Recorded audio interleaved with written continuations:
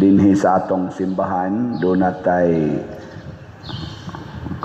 guiding principles kanang Cebu. Ang C, clean. Ang E, economizing. Ang B, beautiful. Ang U, useful. Inyo ba nang gibuhat? Tanaw ninyo sa atorong gibuhat dinhi, nahaom ba sa atong Cebu? Haom-haom og jutay ana. Malipay kang Ginoo ni. Istoryahin. Basig ngan lantas Ginoong buang. Ngano man tungod kay matud pa ni Kristo ang unahon day kunog limpyo ang sulod. Kaya magsigilan tag limpyo kunos gawas, unya ang sulod nato na ang mga kabuang, katikasan, kalaway, way kapuslanan. Buang ang itawag sa Ginoo nato ana. Kana magsigil tag limpyo sa gawas, sa makita nga bahin, unya ang dili makita nga naa sa sulod ang atong kasing-kasing hugaw. Mo nang atong gisumpayan og trust. Ang gauna gyud trust. Unsa man nga prinsipyo nga trust? Ang T, transparency. Mo na problema kay sa atong gobyerno kay lack of transparency. And practically kadaghanan sa mga politicians, apil na sad ming mga pari, ambot ang mga obispo, lack of transparency. Unya dayon ang R, religiosity. Kanang pagsimba sa Ginoo, matod pa diri sa unang pagbasa, mga buang sad mo. Di man to buang, mga buang-buang. Matod pang San Pablo, ngano man nagsimba mo sa binuhat, dili sa magbubuhat. So ang tanang kalihukan dinhi sa religiosity, atong gipaningkamutan na mahimong sentro ang magbubuhat, dili ang binuhat. Kining mga larawan na atong gibutang sa atong simbahan, wa ta magsimba ani mga larawan. Kuani sila tabang ni aid para masimba nato ang magbubuhat. Unya unsa may resulta kung mosimba tas magbubuhat? Ang U sa trust stands for unity, magkahiusa ta. Ilhan man na nato kung nagsimba tas mga binuhat kay magkabahin-bahin man ta. Panalitag magsimba na kas kwarta, binuhat man as tao, away gyud. Giling niya imong tupad ina way nag-away ros imong kinabuhi. Na way nag-away. Wa. Basta magsimba na kas binuhat, sama nang musimba na ka, imo nang i-idolize ang usa ka tawo. Away gyud mo, panalitan imong bana, iyan nang i-idolize ang inyong silingan. Awa na, patay ka sa asawa diya. Mga anak ang i-idolize, ang cellphone, patay. Away ginag ang ginikanan. I-idolize nimo ang imong manok, bana, siging hapyods manok, nya wagi ka hapyods asawa o sa mga anak, patay ka diya. Peligro, lain ano imong hapyod bantay ginang idolatry. Sintro gitas magbubuhat. Unya kung duna natay pagtahod o pag-ila sa magbubuhat, musunod dayon ang S, unsa man? Service, alagad. Mualagad data sa Ginoo pinaagi sa katawhan nga iyang gibutang diha sa atong kinabuhi. Muna dinhi sa simbahan, ning kamot gitag alagaray, sige gitag alagad. Ako ni silang giingnan dinhi atong mga staff, alagad yun. Kining tanan atong gibuhat, kining tanan nga ato mga slat-slat, unsa man na siya, pag-alagad. Congratulations diay kay malampuson kay ng atong segunda patron nga selebrasyon. Pagpaka nato kay daghan kay nang alagad. Grabe gikan sa mga tiwasunon hangtod sa mga tiguhang hangtod sa mga youth. Grabe kayong pag-alagaray gikan sa atong LGU hangtod gyud sa mga workers dinhi simbahan nag-alagaray ta. Gabi gamiting Miss PPC o PFC. Abot mig hapit alas 12 gabi siging evaluate unsaon na sad pag-alagad niya na ka-appreciate mi sa response sa ato mga dinhi sa ato mga parokyano. Salamat gyud kaayo ha. Karong kuan kaning atong DPR, kaning Divine Powerful Response para sa mga biktima sa mga linog, niabot ng atong wala ko rin update pa, pero niabot ng mga 1 million kapin ang atong na-raise na kwarta. Salamat kayo. Niya, kay simbahan man ta, sinig, tabang na to dito, sa norte, ato lasang isintro sa mga simbahan, mo'y atong desisyon sa PPC, PFC, dili na lang nato i-diretso ngadto sa mga katawhan, kay doon na may daghang ni diretso nila, iagi nato sa mga simbahan. Murag mga 15 kasimbahan ang atong tabangan unya bahin-bahina nato kay naamay nga lusno, na wagwan ay bongbong, na nga lusno ang atop.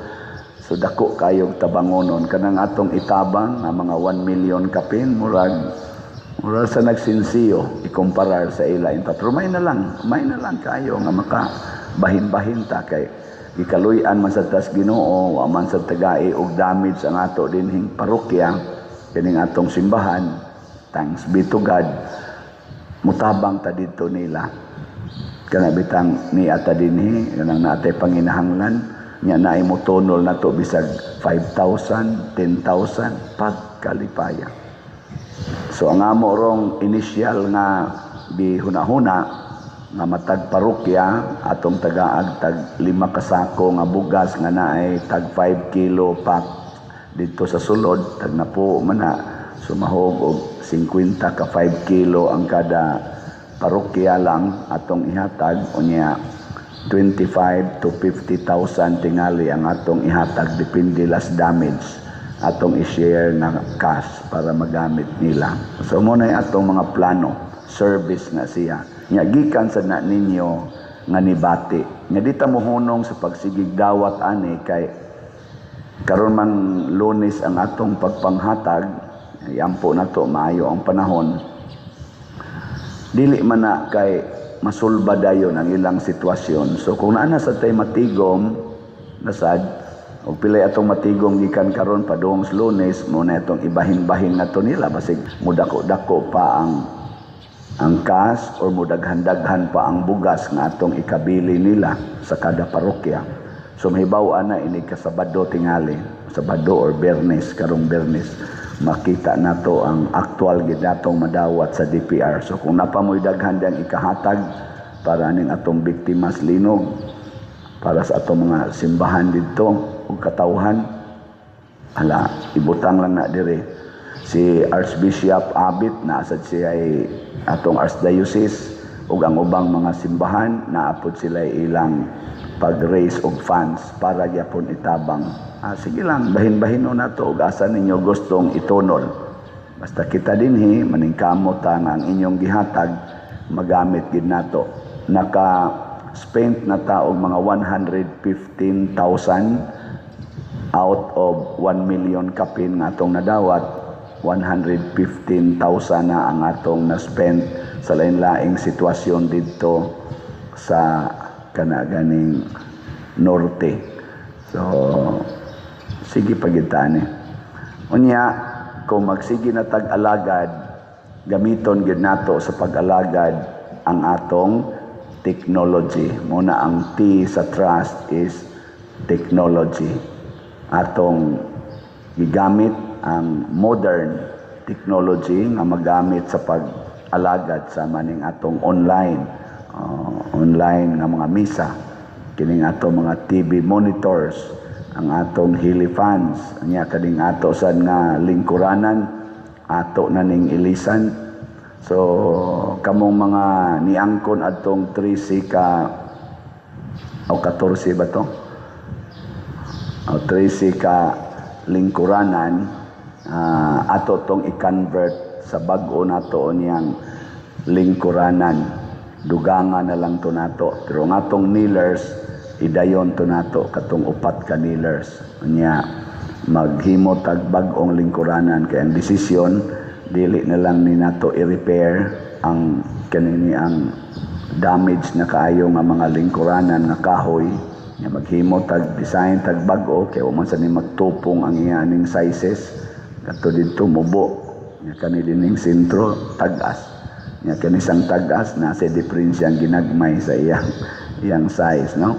Nya nga lata na ng iyang kilid kasagaran, nagi pang agay-ay ug ato nang repiron, ang agay-ay to nas ilawom, mulata ra gyapon na og padayon.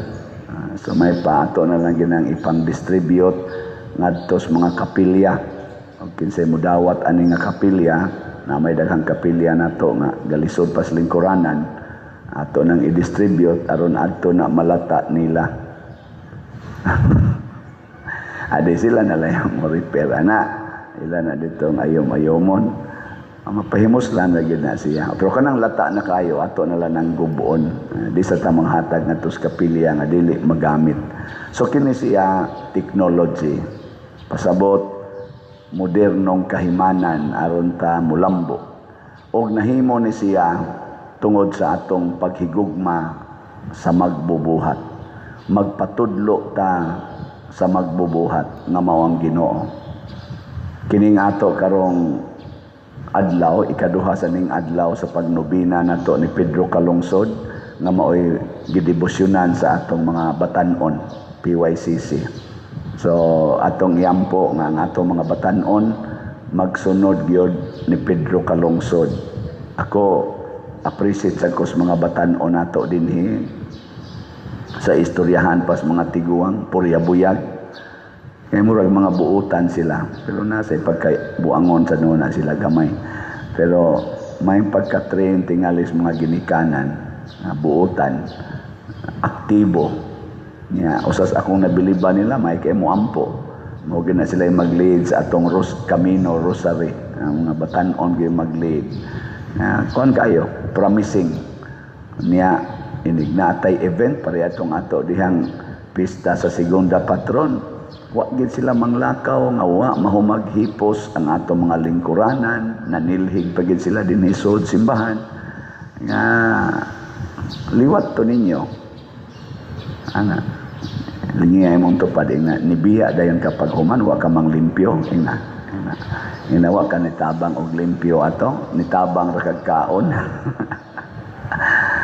Ay, abas yan sa niya, ikapoy sa mo ato. Pero I know, mo ginay energies mga batan-on. Na-imagine lang sa nako ang among kinabuhi sa una dito sa kapilya o sa parokya nga kami gyoy katapusan ng mga grupong mawa sa simbahan. Labi nagnaay mga event pastilan, hapit di gyud mga tug. Nya dako kay nang dungog namo nga nakaalagad sa simbahan. Muna dili unta tanganlag buang-buang. Kay ang atong kasing-kasing na ay gugma sa katilingban. Kay ang Ginoo naas katilingban, naa sa simbahan. Muna ato mga government officials, ato silang iampo ug hangyoon, love the Filipino community. Love the Philippine country, mga politicians, labi na mo dang nas executive, legislative ug judiciary. Labi na gyud mong mga elected officials, we elected you to serve the country, not to corrupt the country. Palihog lang kay grabe na kay taron, gawas nga gilinog ta sa natural nga linog nga niguba sa atong mga kabtangan, gilinog pagid kaaning ato karong grabe kayong panag-away sa atong mga politicians nga mga selfish interest ra gyud ang hinungdan. Siging away. Inconsistent kay sila. Ang unit team nahimo na rong anti-team. Anang inconsistent kay inyong mga gipangbuhat kamong na as executive, elected officials, nakita gina namo ang inyong pagkabakakon. Kay sige mog promise og unity, dituo sad mi ninyo, nya karon wa na gyud bisag gamayng effort to do the unitive actions. Wa na. Away, papriso, impeachment. Maunay, kay nagsulti pa mo ana, kamo na as executive, kay gi-elect man mo og sa legislative, og nagsulti pa mo nga magkinihaay raday mo, mag-impeachnay raday mo, magprisuhay raday mo, di mi mubutar ninyo Mubutar mo? Di gid ta mubutar, mga wa mo'y uwaw. Mga bakakon, sige ingong unity team, unya dito magpresuhay ra di ay, mag-impeach na ra di mo, gasto tag millions, billions, trillion na gani karon para lang ang inyong away. Misulti pa lang mo ana katong pag-eleksyon. Di mi mubutar ninyo mga wa mo'y uwaw. Di mo angayang palingkuron og posisyon sa katilingban, kay gibungkag ninyo ang katilingban. Kay wa na mo mahigugma sa atong Ginoo nga mo'y gisimba sa 85% more or less nga mga Filipinos solidly worshiping God. Pero kamong mga elected nga mga official sa gobyerno, wa mo magsimba sa Ginoo. Mostly nagsimba mo sa inyong garbo o sa inyong kwarta. Ginganla na mo sa Ginoo mga buang-buang. Og mura kitag mga buang. Siging gasto anang papriso, anang impeachment, anang flood control nga wa nay control, pulos na lang flood. Wa na. Wow ket ana. Ako sulti lang yung kuanay kay sus nagtinabangay gud ta. Pertigo natong build aning atong country. Sige gutag paningkamot aning tabang aning mga kabos unya kamo dihang elected, gigastuhan gid mo pag-elect ninyo. Dagko kay taggastos elections, ang nidaog taktakon, ang napildi mo'y palingkoron, di katanganlan ang nagbuang. Kamong nas kumilik, di ka na ngilad kay tanawon, inyong gialaw nga mulahos og dagan sa eleksyon, naka-elect pa gyud ang mga tao, nya inyo ra day i-disqualify inig human, nya kadtong napildi mo ra day inyong palingkoron, di katanganlan ang nagbuang. Na tubagan ninyo taga kumilik nganong inana man mo ayaw na lagpadagana nganong wa man ninyo gisitol ang problem before sa eleksyon, nganong gihago-hago man ninyo pabutar ang mga tao unya human na inyo ra ding i-disqualify. Kamo pag mo disqualify ni konsulta mo ni butar wa kahawod gud ninyo nya kami pag gasweldo ninyo. Di katangan lagbu ang ana. Pangita mog nasod, ingon ana, na right after the election, ang nidaog, i-disqualify, ang napildi, mo ipalingkoron. Pangita mog nasod, ingon ana. Ikauwaw kay nas mga officials, pagka-inconsistent ninyo. Kaya nga naman, mao ni resulta kung magsimba na ta sa mga Diyos-Diyos, idolatries, sa kalibutan nga mao ang gahom nga kalibutanon, kwarta nga kalibutanon, garbo, lawas nun kaing mga butang. Luoy kay tagnaong, sakto yung gingong Kristo, mga buang-buang mo, mga buang mo. Manindog na ta mga dili buang.